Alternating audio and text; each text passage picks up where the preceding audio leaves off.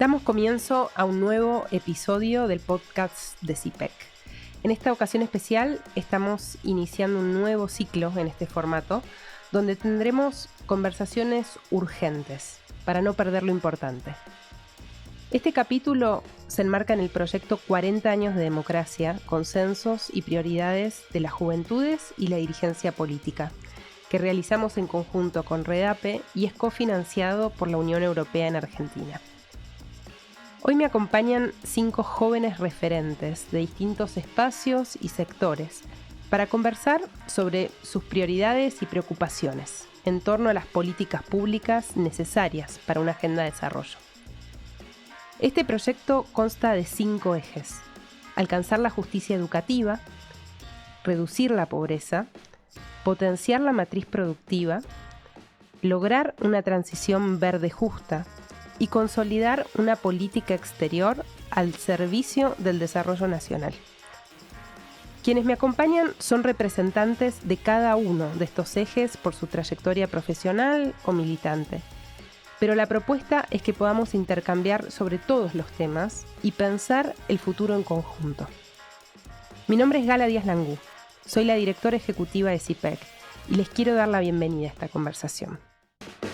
Para esta edición contamos con la presencia de Agostina Gionovardi, docente especialista en evaluación de políticas educativas. Actualmente es maestranda en políticas educativas en la Universidad Torcuato Di Tella y trabaja en el Ministerio de Educación de la Ciudad de Buenos Aires. Bienvenida, Agostina. Bueno, muchas gracias. En segundo lugar tenemos a Cecilia Barros. Cecilia es secretaria de Organización Nacional del Movimiento Evita. Además, es docente de primera y trabajó en Cedronar, en la Secretaría de Economía Popular del Ministerio de Desarrollo Social de la Nación. Tenemos también a Eduardo Bastita, cofundador y CEO de Plaza Logística. Tenemos también a Malena Viu, socióloga, integrante de la Red Argentina de Profesionales para la Política Exterior, REDAPE, y maestranda en Relaciones Internacionales de la Universidad Nacional de San Martín.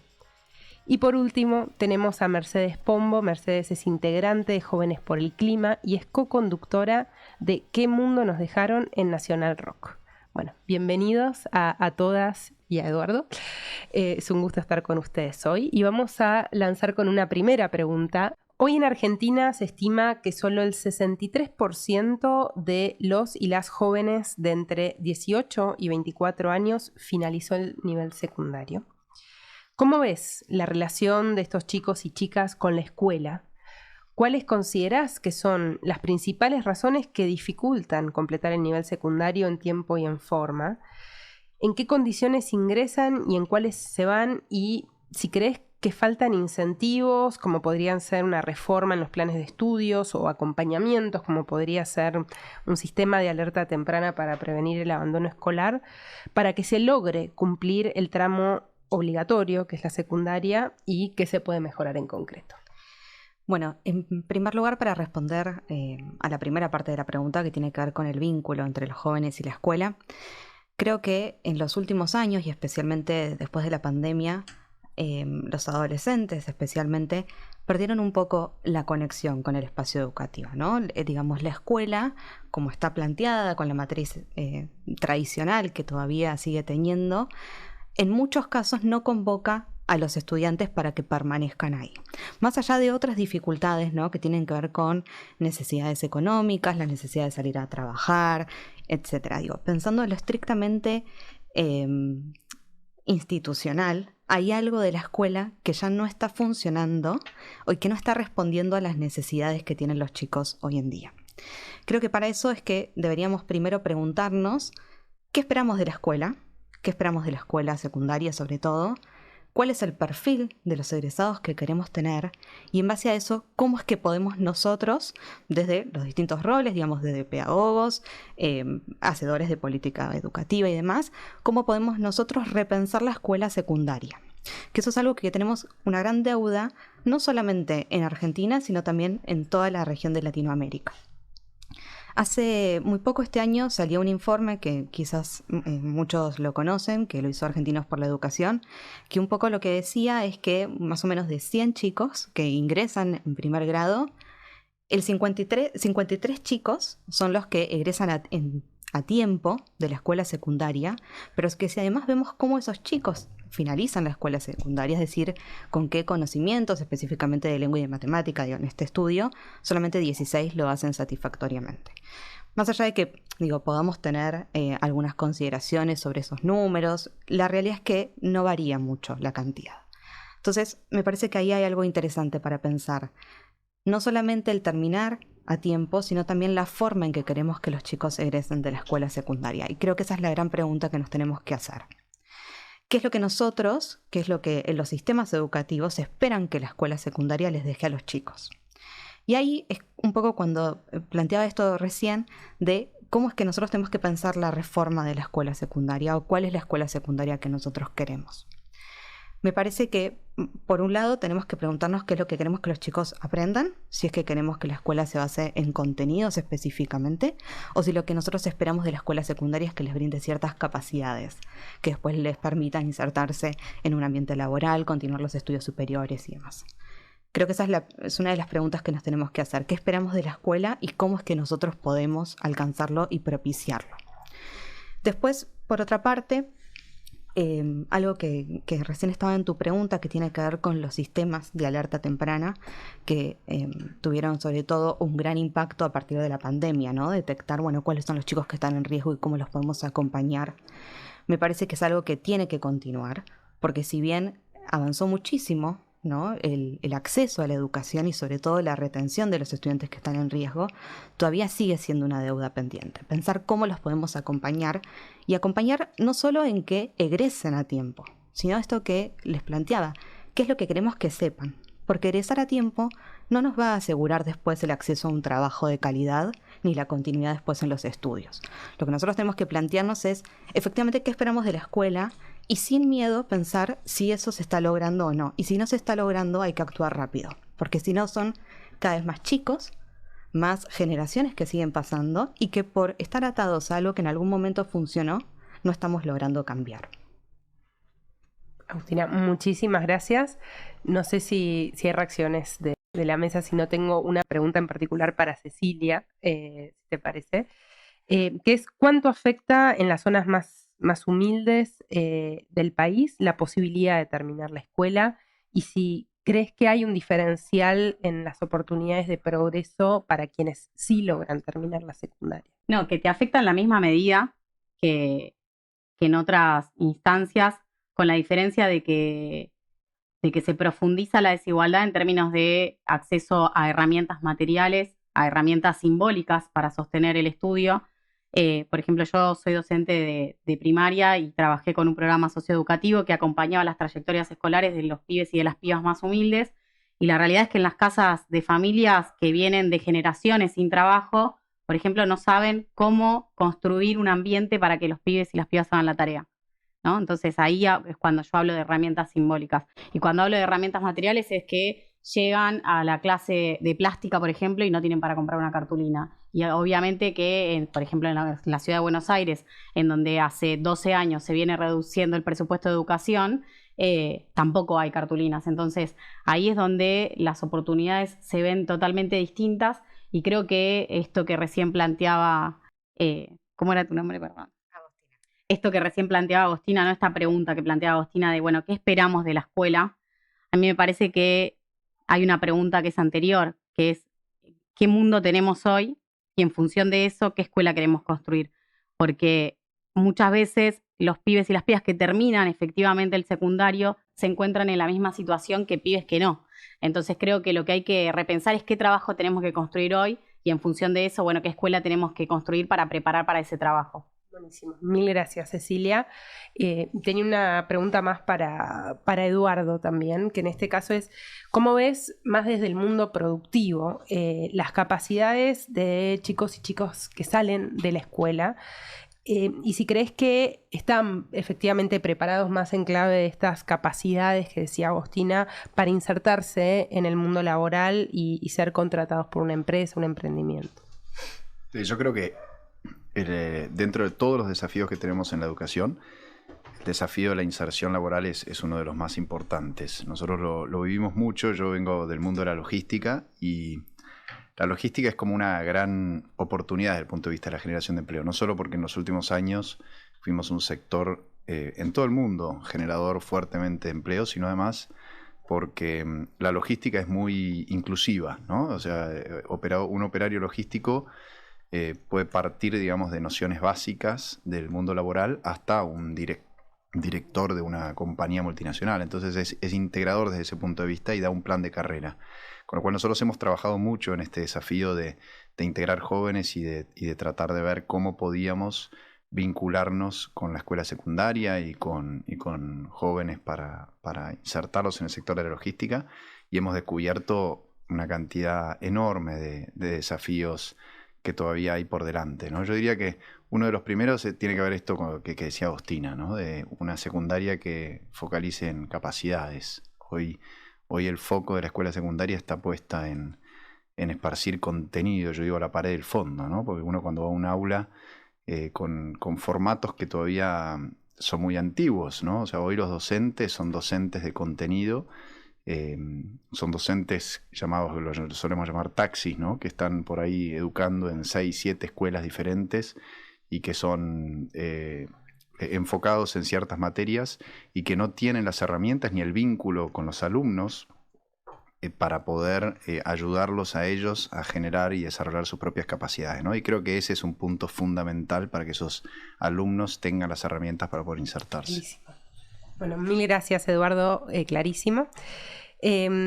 Vamos a pasar al siguiente bloque de reducción de la pobreza. Y en las últimas 3 décadas, un poquito más en realidad en Argentina, siempre hubo en Argentina al menos un cuarto de la población viviendo en la pobreza. Quienes están en peor situación son, y fueron en estos 30 años también, los hogares con niños, niñas y adolescentes. Cecilia, ¿qué crees que debería cambiar o fortalecerse en las políticas públicas para revertir estos altos niveles de pobreza? ¿Qué impacto tiene la economía del cuidado, en particular en las condiciones de vida de las mujeres y de los niños, niñas y adolescentes? ¿Y cómo está llegando hoy el Estado a los barrios más humildes? Sí, ahí primero me parece que es importante diferenciar, ¿no? Que en estos últimos 30 años pasamos de hablar de situación de pobreza a pobreza estructural también, ¿no? Unos heredan, yo siempre digo, unos heredan autos, heredan terrenos y otros heredamos pobreza, de la cual es muy complejo salir, que tiene que ver con la pregunta que hacías anteriormente. Muchas veces terminaste el estudio, pero tu situación económica sigue siendo la misma, nada más que con un título que te habilita a tener cierto nivel de dignidad más, pero que no termina de cambiar estructuralmente tu situación económica. Y en ese sentido creo que lo que nosotros tenemos que replantear es qué modelo económico queremos construir. Porque por un lado ya hemos visto los modelos más de derecha en donde el Estado está al servicio del capital. Hemos visto también estados más progresistas, ¿no? Que plantean la redistribución de la riqueza, en donde se distribuye de forma más equitativa los ingresos, pero que hasta ahora también vimos que eso no generó una reforma estructural, porque en los últimos años los asentamientos en barrios populares han aumentado y justamente seguimos hablando de pobreza estructural. Y nosotros lo que planteamos es un modelo que proponga una alternativa económica y que para proponer una alternativa económica primero tenemos que proponer una alternativa en la administración de la política, le decimos nosotros, ¿no? Y esto, ¿no? La política está para administrar el status quo, la política está para representar a otros sectores o la política está para expresar la realidad del pueblo. Porque cuando nosotros decimos hoy en la Argentina el 50% de la población es pobre, hay 11 millones de trabajadores y trabajadoras en informalidad. Bueno, en el Congreso, ¿cuánto de eso se expresa, por ejemplo? Y entre todos ya sabemos que no se expresa eso en el Congreso como debería. Entonces tenemos que pasar de una democracia que es participativa a una democracia que sea representativa para que realmente piensen las soluciones de sus problemas aquellos que atraviesan los problemas en la cotidiana. Y en ese sentido hay una experiencia muy concreta desde la economía popular, que es poner en valor aquel trabajo que ya existe en el territorio, porque esas personas que hoy no están en empleo formal igualmente de algo sobreviven, y es a lo que nosotros nombramos economía popular, que son las personas que desarrollan su propio trabajo, a través de distintas políticas públicas, que esto es lo que recién me preguntabas, bueno, cómo se llega desde el Estado a los barrios populares, qué medidas se toman desde el Estado para reducir la pobreza. Bueno, por un lado, nosotros empezamos, ¿no?, haciendo un diagnóstico de la situación, pero de la mano de los protagonistas de esas realidades, ¿no? Nosotros lo que decimos, llenamos de negros y de negras el Estado, ¿no? Muchos compañeros y compañeras de los barrios populares pensando y creando la política pública. Y creamos el Registro Nacional de Trabajadores y Trabajadoras de la Economía Popular. Y ahí lo que hicimos fue un primer registro en donde aquel que tenía algún emprendimiento, lo que se llamaba emprendimiento, una unidad productiva, podía anotarse. Y bueno, y a partir de ahí fuimos adquiriendo distintos derechos, como por ejemplo el programa Potenciar Trabajo, que es un programa que reconoce la mitad de un salario mínimo vital y móvil, el armado de cooperativas, ¿no? Mejoramos el armado de cooperativas, entonces ahora quienes forman parte de la economía popular pueden legalizar, ¿no?, su espacio de trabajo de manera más amena, y así fuimos generando distintas herramientas para la formalización del empleo que implican ir avanzando en ciertos niveles de dignidad, y nosotros creemos que eso es ir reduciendo la pobreza y es ir reduciendo esa brecha de desigualdad que existe entre el trabajo formal y el trabajo informal. Clarísimo, mil gracias, Cecilia. Tenía una pregunta para Mercedes sobre esta reflexión que nos trae Cecilia, que es cómo afecta la crisis climática a los sectores más pobres y en particular también cómo influye el desarrollo ambiental en la integración de los asentamientos y los barrios populares. Bueno, por lo general se piensa a la preocupación acerca de problemáticas ambientales, y eso incluye, por supuesto, el cambio climático, como un lujo y como una preocupación secundaria con respecto a otras, y por ende como algo que no le pertenece a los sectores populares. Pero la verdad es que todas las problemáticas ambientales repercuten sobre todo en los sectores justamente históricamente más postergados. Y cuando hablamos de cambio climático, esto se hace muy tangible porque, primero porque el cambio climático tiene como principal consecuencia el aumento en intensidad y frecuencia de fenómenos climáticos extremos, y no es lo mismo atravesar una ola de calor en un departamento con aire acondicionado que en un barrio con techos de chapa, cableados inestables y un montón de factores que convierten eso en una situación de vulnerabilidad extrema. Y en ese sentido, toda medida tendiente a disminuir las desigualdades es una medida de adaptación al cambio climático en sí misma, y también toda medida de adaptación al cambio climático evita que se profundicen todavía más esas desigualdades. Clarísimo, gracias. Y tenía también una para Malena. Malena, ¿cómo se puede pensar regionalmente esta situación? Esto no es un problema de Argentina específicamente. ¿Qué potencialidad hay ahí de pensarlo de una manera integrada con otros países? Es un tema muy interesante y muy complejo. De hecho, bueno, América Latina y el Caribe es la región más desigual del planeta. Digo, es la región donde hay más distancia entre los que más tienen y los que menos tienen. Y esto ya se configuró en un problema de corte estructural, porque no es nuevo, sino que lo venimos arrastrando de larga data. Por supuesto que eso también está relacionado con, como decía Mercedes, con la cuestión climática, ambiental y con la cuestión social en sentido amplio, por ejemplo, temas de empleo, que por lo menos en Argentina desde los 90 venimos avanzando en un proceso de flexibilización y precarización laboral que obviamente dan lugar a que se profundicen este tipo de procesos y que no son particulares de Argentina, sino que se replican en toda la región. Y en ese sentido, la erradicación del hambre debería ser una política de Estado coordinada, un compromiso político real, y en términos generales la región dispone, por ejemplo, de alimentos suficientes para toda la población. Pero el problema del hambre responde a dificultades de acceso a los alimentos. Entonces estaríamos hablando no de un problema eminentemente técnico, sino de una decisión política y una voluntad política de que esta situación cambie. Clarísimo. Mil gracias, Malena. Y para concluir el bloque tenía una pregunta para Agostina. Agostina, Las trayectorias educativas son determinantes para la inserción laboral de las personas, y después la inserción laboral obviamente tiene, como bien decía Cecilia, una vinculación directa también con encontrarse o no en situación de pobreza y en replicar estas desigualdades estructurales de las que venimos hablando. ¿Qué se puede mejorar desde la comunidad educativa? Bueno, es una pregunta bastante compleja. Más que nada porque hay muchísimos estudios que se hicieron a lo largo de años que un poco evidencian el impacto que tiene el nivel socioeconómico, ¿no? en los aprendizajes de los estudiantes, en las posibilidades de acceder a un empleo de calidad, etc. Pero también hay ciertos estudios que nos permiten ver que hay ciertas cuestiones institucionales que pueden mejorar el acceso. En primer lugar, hay ciertos factores asociados, que es lo que se llaman, es decir, son ciertos factores que rodean a la institución escolar que nos permiten poder intervenir. En primer lugar, el clima escolar, el clima institucional, es un gran factor de protección frente a los casos de vulnerabilidad.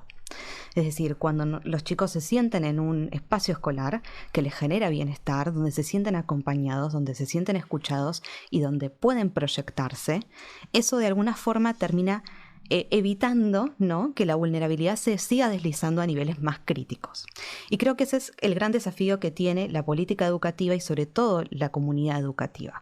Pensar cómo desde la escuela es que nosotros podemos mitigar o ayudar un poco a aplacar estas consecuencias que tiene el nivel socioeconómico, ¿no? ¿Cómo podemos hacer que los chicos se sientan acompañados? ¿Cómo podemos hacer que realmente haya todo un dispositivo escolar que los acompañe y que les permita seguir progresando? Clarísima. Bueno, muchísimas gracias. Vamos a estar pasando ahora al próximo bloque que dialoga justamente con esto que veníamos hablando, vinculado a la matriz productiva en Argentina. Y nuestro país transitó estas ya casi 4 décadas de democracia sin poder definir claramente una matriz productiva o un esquema que nos permita pensar el largo plazo de una manera consensuada. Y tampoco logramos, a diferencia de la mayoría de los países de la región, crecer de manera sostenida en este tiempo.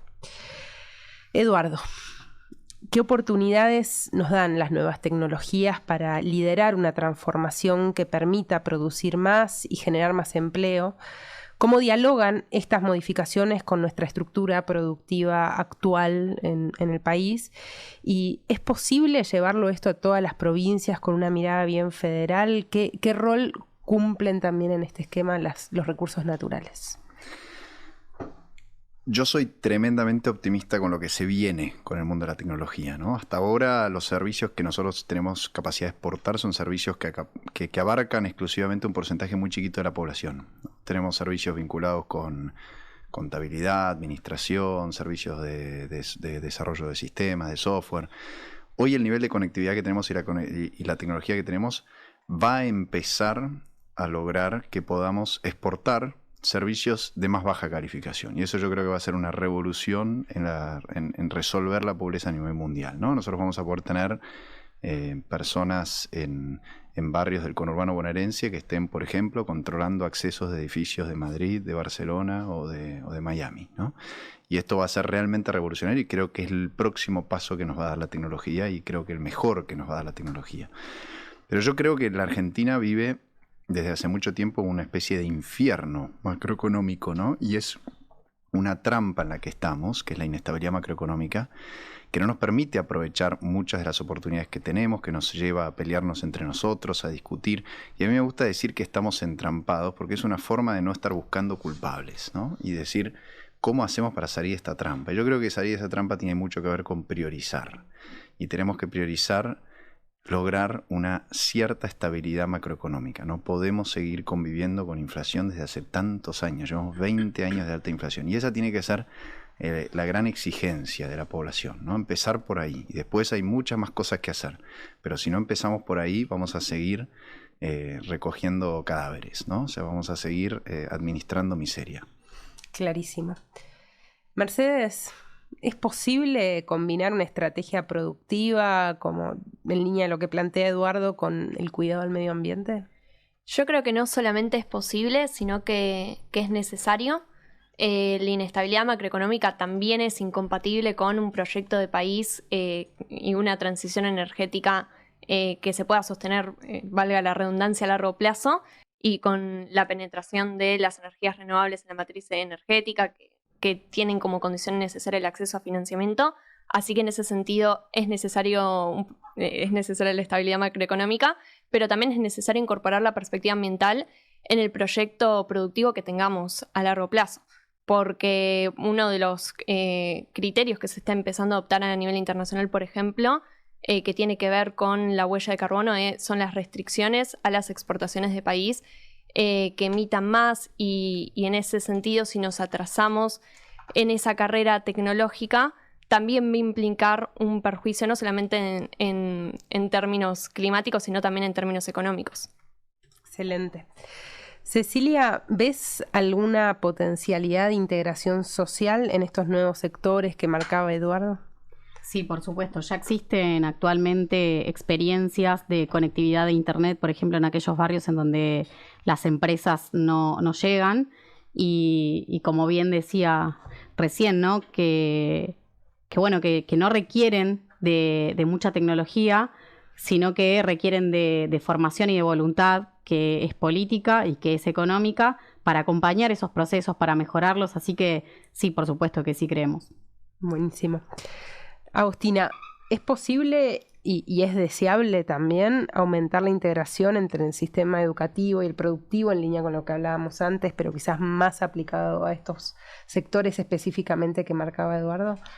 Sí, es totalmente posible y sobre todo es totalmente deseable, porque lo que nos va a continuar pasando si nosotros no logramos esta sinergia es que cada vez sean más los chicos que terminen la escuela secundaria, ¿no? Que egresen de los niveles obligatorios, pero que no cuenten con las capacidades necesarias para insertarse a los trabajos del futuro. Entonces, creo que es una gran deuda que tienen todos los sistemas educativos de la región, poder entender cuál es la matriz productiva de su país y también poder focalizar en qué es lo que se necesita para desarrollar esos perfiles, sin limitar obviamente lo que cada chico quiera desarrollar de su propio proyecto de vida, pero sí poder brindarles una variedad de opciones y poder acercarles esta variedad de opciones y que entiendan cuáles son todas las posibilidades con las que cuentan. Porque muchas veces lo que nos termina pasando es que hay tantos planes de estudio, hay tantas opciones tan desperdigadas que los chicos no terminan de saber a qué es lo que pueden acceder. Entonces creo que eso es central, poder entender qué es lo que se necesita, digamos, cuáles son las capacidades y los conocimientos que necesitamos de nuestros jóvenes y también poderles acercar esa oferta para que vean que es posible para ellos poder adquirirlas. Clarísimo, gracias. Malena, para finalizar este bloque, ¿cómo puede la política exterior colaborar al fortalecimiento y a la integración también de las economías regionales en esta clave? Es fundamental el rol de la política exterior justamente en esto, porque se debería tener en cuenta en el diseño de la política exterior que el desarrollo es eminentemente endógeno y justamente el Estado Nacional y la política exterior podrían saldar lo que tiene que ver con los canales de comunicación, que es lo que puede dar vías de internacionalización a todo ese desarrollo que surge en las unidades locales, por ejemplo.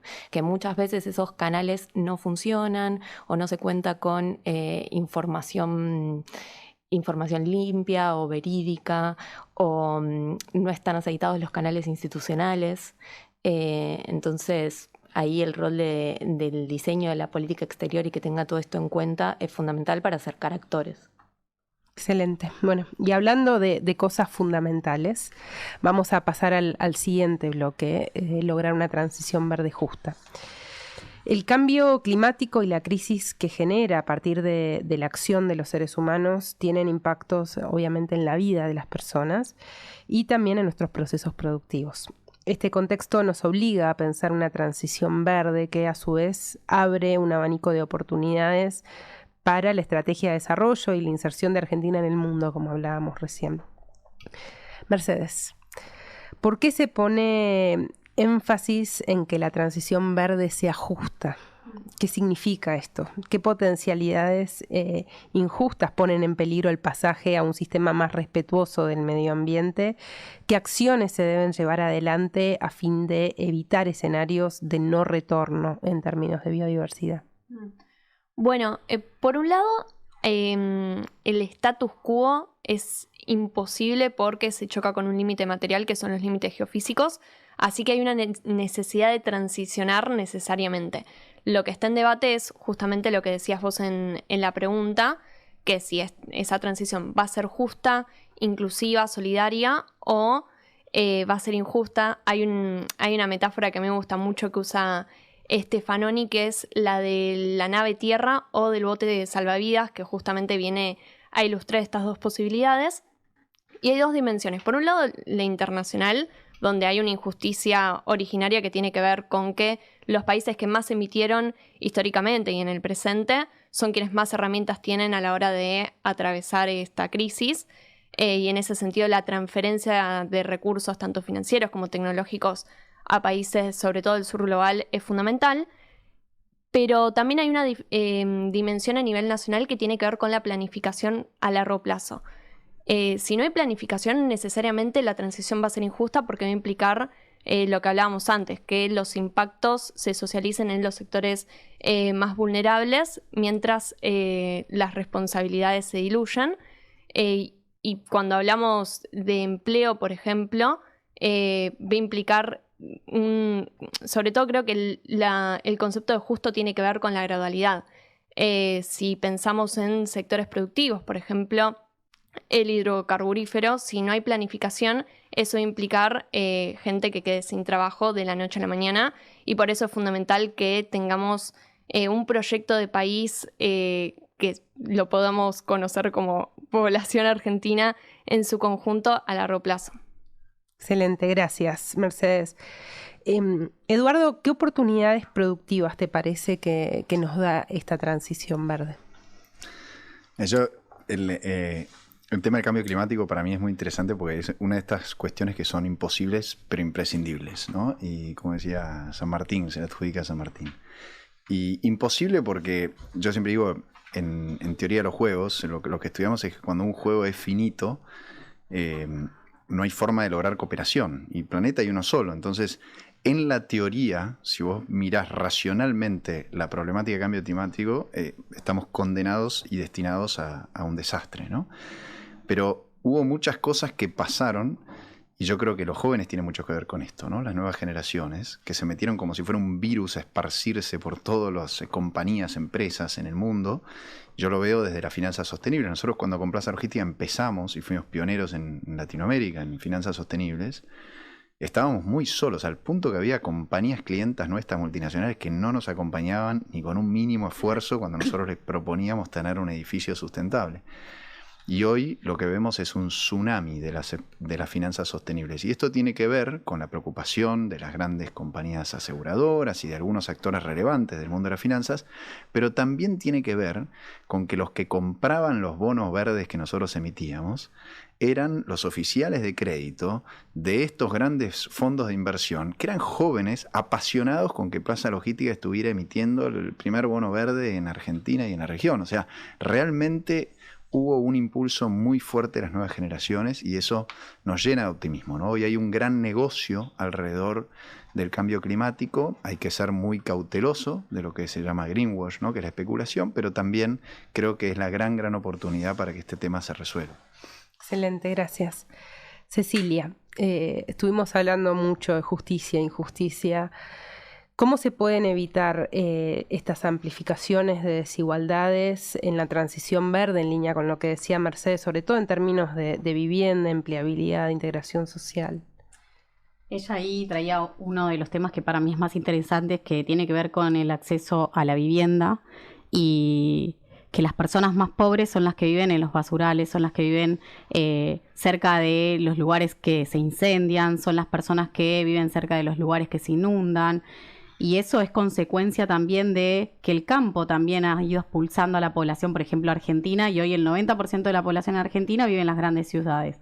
Pero eso no quiere decir que en las grandes ciudades se viva bien, porque vivimos en el medio de la contaminación. Por ejemplo, acá en la ciudad de Buenos Aires, caminás a la 2124, que es la villa que está en la Comuna 4, y te encontrás con todo el riachuelo y la gente viviendo ahí, en esas condiciones. Y yo siempre digo, ¿no?, que en medio de de ese incendio siempre brotan hojitas, y creo que esta transición energética justa tiene que ser contemplando, ¿no?, la vuelta al campo o la vuelta a lugares dignos de vivienda, pero también contemplando el acceso al trabajo. Esto que planteaban recién, la transición energética no puede ser dejamos de producir de esta manera sin contemplar quiénes viven de eso y pasamos a producir de otra. Pero también tiene que ser con lo que tenemos. Por ejemplo, en este ejemplo que yo les traía de la 21-24, esos mismos vecinos que viven en el medio de las cloacas son los vecinos que se levantan todos los días a trabajar del reciclado en su barrio, y son los mismos vecinos que para encontrar un tacho verde tienen que caminar 10 cuadras. Pero viven de eso también, viven de la basura. De la misma basura, ¿no?, en la que construyeron sus casas. Entonces me parece que ahí hay mucho para pensar, para trabajar y para profundizar, que tiene que ver con la transición energética, pero que creo que hay que pensarlo de manera integral. Clarísimo, gracias. Agostina, ¿están incorporando las currículas educativas los conocimientos sobre lo importante que es la crisis climática y sobre todo sobre qué podemos hacer al respecto? Me parece que en los últimos años hubo un gran avance al respecto. Quizás no desde las currículas educativas, sino desde la incorporación de distintos programas y políticas que las acompañan. En este sentido quería destacar algo que mencionó recién Eduardo, que es la importancia que tiene este tema para los jóvenes, ¿no? Y con algo que mencionaba en el primer bloque, que tiene que ver con cómo la escuela no los convoca, ¿sí? No termina de acompañar sus intereses. Entonces me parece importante cuando pensamos en una nueva escuela, que nosotros podamos entender que este es también un tema que convoca a los jóvenes y cómo podemos nosotros acompañarlo. Es verdad que en los últimos años hubo grandes avances, pero me parece que tenemos que seguir pensando un poco más allá y ver qué más le podemos aportar a la educación. A principios de este año, justo UNESCO sacó una serie de recomendaciones sobre el currículum verde y el currículum azul, porque ellos también trabajan, en muchos países se trabaja lo que tiene que ver con el cuidado de los océanos y el agua. Entonces, existen a nivel internacional distintas experiencias que podemos tomar y que deberíamos tomar. Hay muchas cosas que están hechas, hay muchas experiencias muy valiosas que se pueden replicar y que es importante tenerlas en cuenta al momento de pensar, cuál es la escuela que queremos y qué es lo que le queremos dejar a nuestros jóvenes. Buenísimo. Gracias, Agostina. Bueno, y en esta clave también de mirar lo que sucede más allá de las fronteras de nuestro país, consolidar una política exterior al servicio del desarrollo nacional es sin duda una de nuestras prioridades en este proyecto. En el mundo actualmente hay un panorama político inestable. Malena, ¿qué objetivos a corto, mediano y largo plazo deben plantearse en la política exterior argentina? ¿Y cómo pueden contribuir la política exterior en el desarrollo local? ¿Y qué lugar deberían tener los gobiernos subnacionales específicamente en el diseño y en la ejecución de esta política exterior? Para abordar la primera pregunta, algunas cuestiones. Como punto de partida y como una cuestión clave que tiene que tener Argentina en lo que es el diseño de su política exterior, tiene que ser tener como norte la articulación de grandes consensos básicos, y que esos consensos se mantengan a lo largo del tiempo y que nos permitan hablar de políticas a mediano y largo plazo y no únicamente políticas a corto plazo que corran atrás de la coyuntura.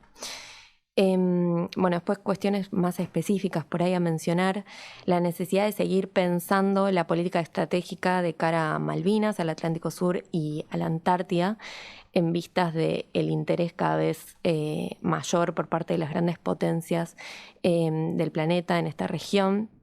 Y por supuesto no nos tenemos que olvidar que la base militar más importante de la OTAN en el Atlántico Sur está en Malvinas, y venimos teniendo un proceso de militarización creciente de lo que es nuestro Atlántico Sur, también con lo que es el proceso el fenómeno de la pesca ilegal, y todo eso aparte sucede en la puerta de la Antártida, ¿no? Después, apostar a la reconfiguración y consolidación de la integración regional, que no es lo mismo que hablar de regionalismo. Este eje es fundamental a la hora de pensar en lo que se viene y en el escenario actual, por supuesto. En ese sentido, y respecto a las implicancias de las alternancias políticas que tenemos en la región, hay que apuntar a que esas alternancias no se vean reflejadas en lo que son los procesos de integración regional en la región, que hoy en día se ven reflejados en lo que es el Mercosur, por ejemplo, las tensiones que vienen habiendo entre Argentina y Brasil. Entonces hay que reafirmar la articulación de consensos y Argentina tiene que apuntar a tener cada vez mayor influencia en el bloque regional. Por otro lado, hoy existe una escasa comprensión de lo que es la acción internacional descentralizada como una herramienta valiosa para apuntalar y fortalecer los procesos de desarrollo amplios a nivel territorial. Y esto es una cuestión que tiene que cambiar porque es fundamental. Y después, con respecto a la segunda pregunta, que es cómo puede contribuir la política exterior en el desarrollo local, bueno, Argentina tiene un régimen de administración federal o descentralizado propio de la reforma constitucional del 94, y aparte hubo una tendencia a la descentralización en la década de los 90, por lo cual siempre se propicia la participación de las unidades subnacionales y de cada uno de los territorios. Y la política exterior argentina puede contribuir al desarrollo local de muchas maneras, como por ejemplo propiciando buenos vínculos con el exterior, propiciando la inserción de las unidades regionales en las cadenas de valor regionales o cadenas de valor global. Es importante que el gobierno nacional atienda a las agendas locales desde una percepción de bottom-up, o sea, de abajo para arriba. El gobierno debe diseñar la agenda de la política exterior teniendo en cuenta las agendas, las necesidades y los intereses y las fortalezas que tienen cada uno de estos territorios. Y tener en cuenta siempre la complejidad que tiene el sistema internacional y la multiplicidad de actores que juegan en el escenario internacional y que influyen. Y por otro lado, con respecto a la última pregunta, considero que deberían tener un lugar de preponderancia los gobiernos subnacionales. El nexo tiene que ser desde las unidades subnacionales hacia el gobierno nacional y del gobierno nacional para afuera. Y a su vez, dentro de los actores que tienen incidencia en la política exterior se encuentran las empresas, las comunidades, los pueblos, que son los que tienen un contacto directo con el territorio. Y esto tiene que abordarse como una política pública en sí misma y no simplemente como una cuestión más a tener en consideración. Muchísimas gracias, Malena. Quería arrancar con una pregunta en estas reacciones para Mercedes, porque la problemática ambiental claramente es internacional, está muy presente en un montón de foros y de hecho ahora la semana que viene se lleva a cabo la COP27. ¿Qué posibilidades de alineamiento y sobre todo de políticas multilaterales puede empujar nuestro país y qué implicancias tiene eso? Bueno, una cuestión central y que se viene abordando bastante desde el eslogan de canje de deuda por clima tiene que ver con el financiamiento. Eso que nombré recién no es algo que esté reflejado en un mecanismo que actualmente esté vigente, pero algo que sí está vigente es, por ejemplo, la promesa de los países más desarrollados de transferir 100.000 millones de dólares a los países del sur global. A partir del 2020 esta promesa no se viene cumpliendo, sobre todo cuando hablamos de adaptación. Tampoco se viene cumpliendo para mitigación, pero aún menos en términos de adaptación.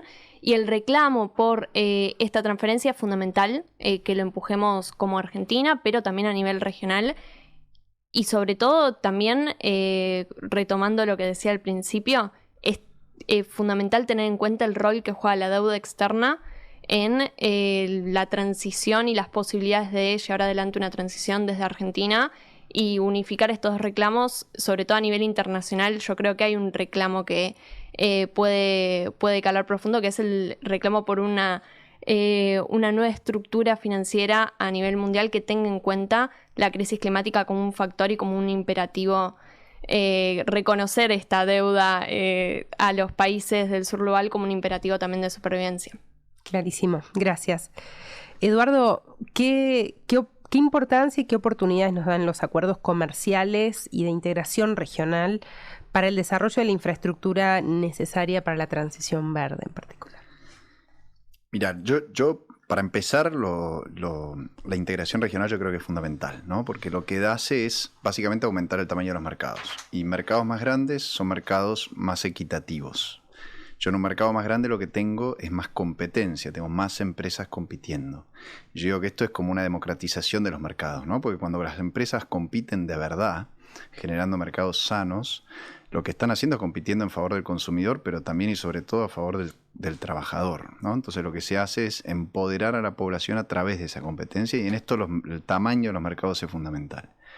Lo mismo en la integración global, ¿no? Cuando yo me integro globalmente en un país como la Argentina, con los índices de pobreza que tiene, con el ejemplo que ponía, ¿no? Con la posibilidad cada vez más de exportar servicios, lo que estoy haciendo es equiparándome con el resto del mundo. Y nosotros obviamente salimos favorecidos, sobre todo cuando estamos hablando de Europa, de Estados Unidos. Así que yo creo que la integración regional y la integración global para la Argentina es fundamental. Y además de YAPA, la integración regional puede venir de la mano de una moneda regional, ¿no? Y eso nos daría la estabilidad macroeconómica que no tenemos y que es como agua en el desierto para la Argentina. Así que yo creo que desde todo punto de vista la integración para la Argentina es tremendamente positiva. Excelente, gracias Eduardo. Bueno, Cecilia, vos participaste del Seminario Global de Salzburgo.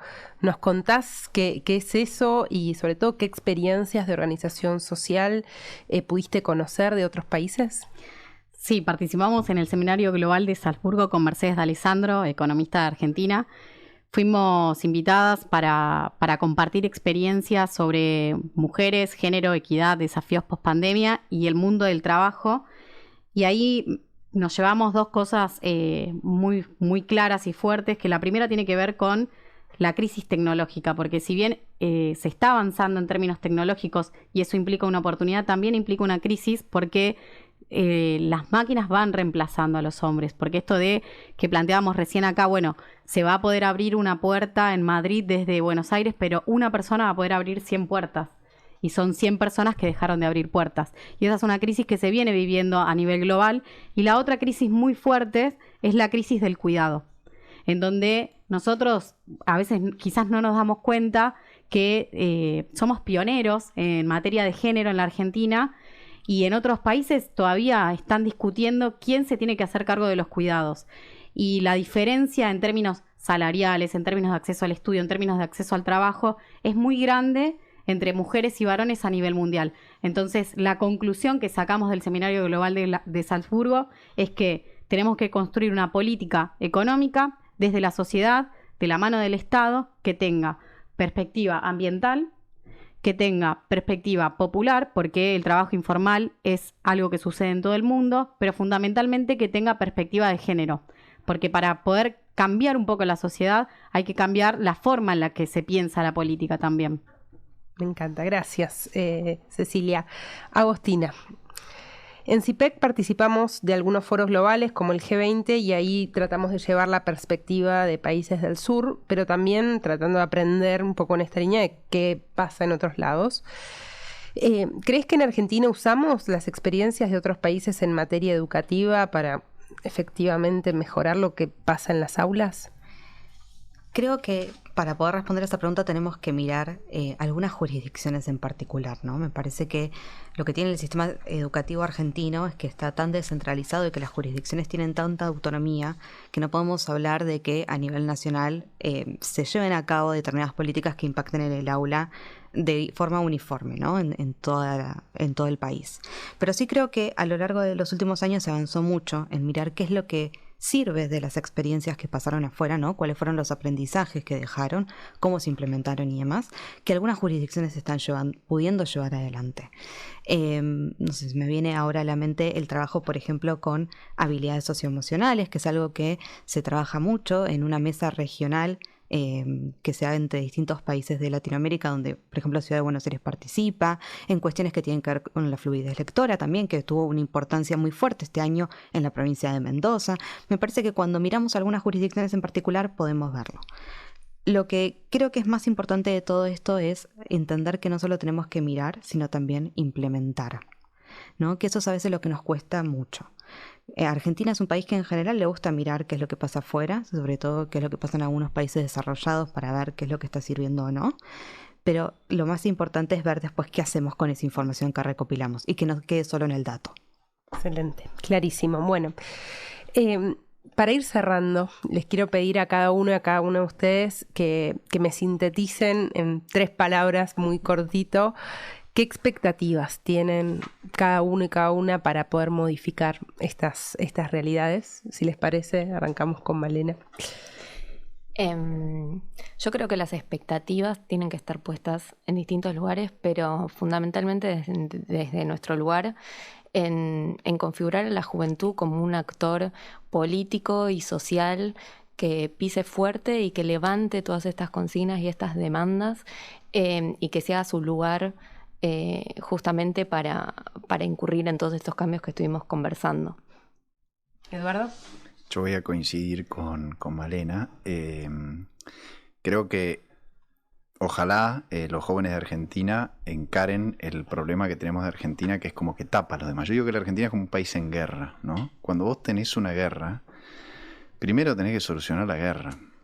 Y la guerra se soluciona ganándola por la paz, terminándola, ¿no? Entonces, mientras estemos en guerra, ocuparnos de otros temas, la infraestructura, la educación, es tremendamente importante, pero pareciera que aún siendo problemas muy importantes son insignificantes al lado de esta especie de elefante que tenemos adentro del salón, ¿no? Entonces creo que ojalá los jóvenes tomen una bandera en términos de presionar a los próximos líderes, de solucionar esta inestabilidad macroeconómica que venimos arrastrando. Por más que sea un tema técnico, aburrido, parece lejano, si no nos involucramos, no se va a resolver solo.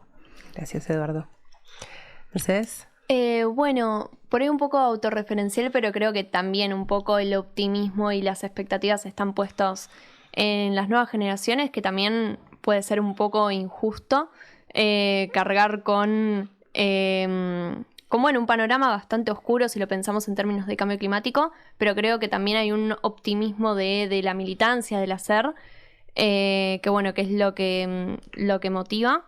Como militante también veo jóvenes de entre las edades que estuvimos nombrando, en edad del secundario. Yo empecé a militar cuando estaba saliendo del secundario y creo que hay un involucramiento creciente de las juventudes que también son muy diversas, pero hay un involucramiento sobre todo en estas temáticas y también una voluntad de establecer diálogos transversales y salir de posiciones dogmáticas o cerradas que, bueno, también son parte del problema. Clarísimo. Cecilia.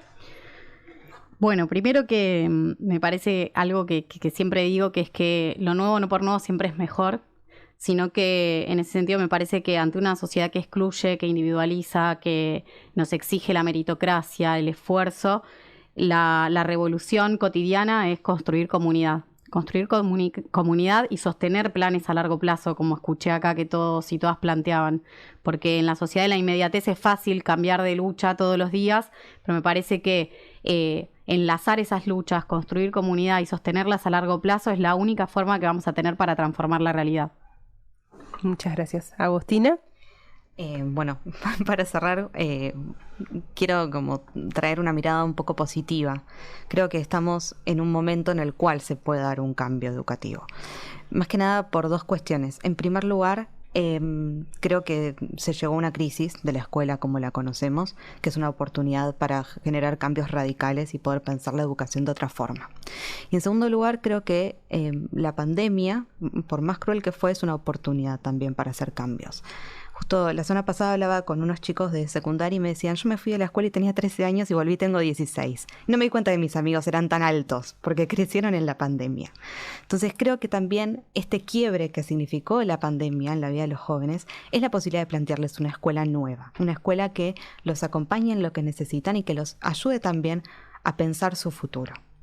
Buenísimo. Bueno, creo que conversamos un montón de ideas concretas de cómo abordar estos desafíos estructurales que tenemos en Argentina. Hablamos de pobreza, de la matriz productiva, transición verde, la inserción argentina en el mundo, de la educación, de cuidados de la macroeconomía, de cómo fortalecer el Estado en definitiva, y esto con algunas perspectivas que creo que son claves, con esta idea de co-construir nuestro futuro, de incorporar una mirada intergeneracional muy fuerte, el rol de las juventudes, de mirar el largo plazo, de mirarlo también en clave federal, de la diversidad que tiene nuestro territorio. Por todo eso, muchísimas gracias por haber participado y por haber acompañado también desde el otro lado a quienes nos están escuchando. Nos vamos a encontrar pronto en la siguiente edición de este ciclo de conversaciones urgentes para no perder lo importante. Hasta la próxima.